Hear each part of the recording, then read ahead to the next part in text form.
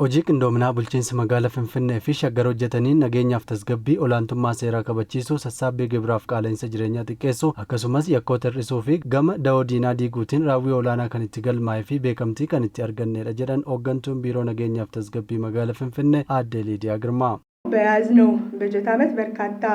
ውጤቶች ያስመዘገብንበት bara bajataa kanatti bu'aawwan hedduun kan itti galmeessine bu'aawwan kunis beekamtii fi badhaasa kan fidan turan kanaaf ragaan guddaan bulchiinsi magaalaa Shaggar magaalota jiran keessaa filatamaa fi dorgomaa akka ta'uuf hojii hojjetameen adda duree ta'ee badhaafamuu isaati badhaasni kun injifannoo qofa osoo hin taane beekamtii imaanaa guddaa of keessaa qabudha akka dhaabbataattis qindoominaan waliin hojjechuu keenyaan biiroon keenyaa fi abbaan taayitaa kabachiisa dambii magaalaa Finfinnee dhaabbilee jiran keessaa badhaafamtoota sadarkaa ta'aniiru. Walta'iinsi gaafa jiru raawwiin olaanaan ni galmaa kan jiran aadde Liidiyaan qindoominaan hojjechuu keenyaan ayyaanota uummataa bara kanaa rakkoo nageenyaa tokko malee akka kabajaman taasifneerra uummanni keenya nagaan bahee akka galuu fi rakkoon dhiyeessii oomishaa akka hin mudanneefis hojiin waloomaan hojjetame milkii gaarii fideera jedhan. Gama biraatiin walitti dhufeenya uummataa cimsuu hojii nageenya eeguu keessattis qindoominnii fi waltumsa gaachana sirnaa fi raayyaa nageenyaa akkasumas qindoomina kabachiisa dambii fi poolisoota gama lameeniin bakkeewwan da'oo yakkaa turan diiguu fi hammi yakkoota raawwatamanii hir'isuun danda'ameera jedhan aadde Liidiyaan.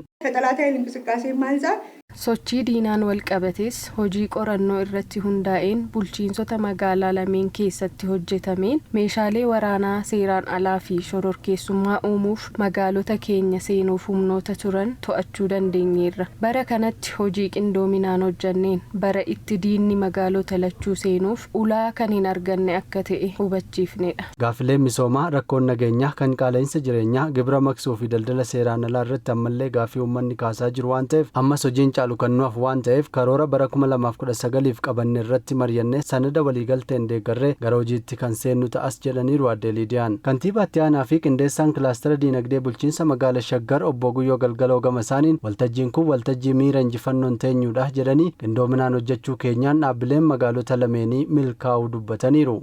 Raawwii bara kanaa akkuma reefuu ka'e magaalii keenyas magaalii Shaggar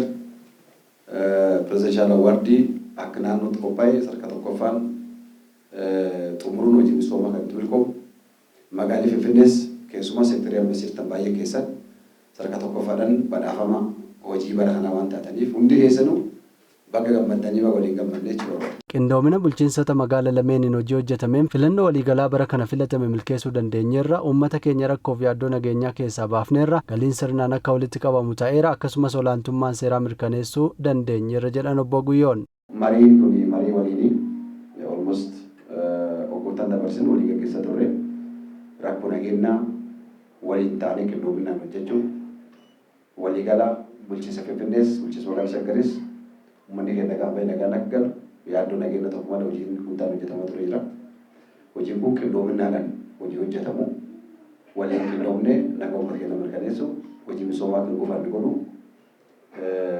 hojjetamaa ture jira. Hojiin kun hojii baay'ee milkiiti. Waltajjii marii kanarratti gabaasni raawwii hojii kan bara 2018 fi karoorri waloo kan bara 2019 dhiyaate irratti mari'atameera. Hirmaattonni waltajjichaas hojiileen hangammaatti hojjetaman jajjabeessaa ta'uu kaasanii karoorri qabame akka milkaa'uuf cichoominaa fi waloon hojjechuuf waadaa galaniiru. 2019 የጎደሉን ነገሮች bara 2019 wantoota nu hafan karoora keessa galchinee cimsinee yoo irratti hojjenne hojiilee bu'a qabeessa ta'an inni hojjenna jedheen yaada. የጸጥታ ግብረ ኃይሉም የንግድ ተቋማት humnoonni nageenyaas ta'ee dhaabbileen daldalaa waloon hojjennee alseerummaa ittisuun sirna daldalaa akka qabeessa diriirsuu ni dandeenya. ከባለፈው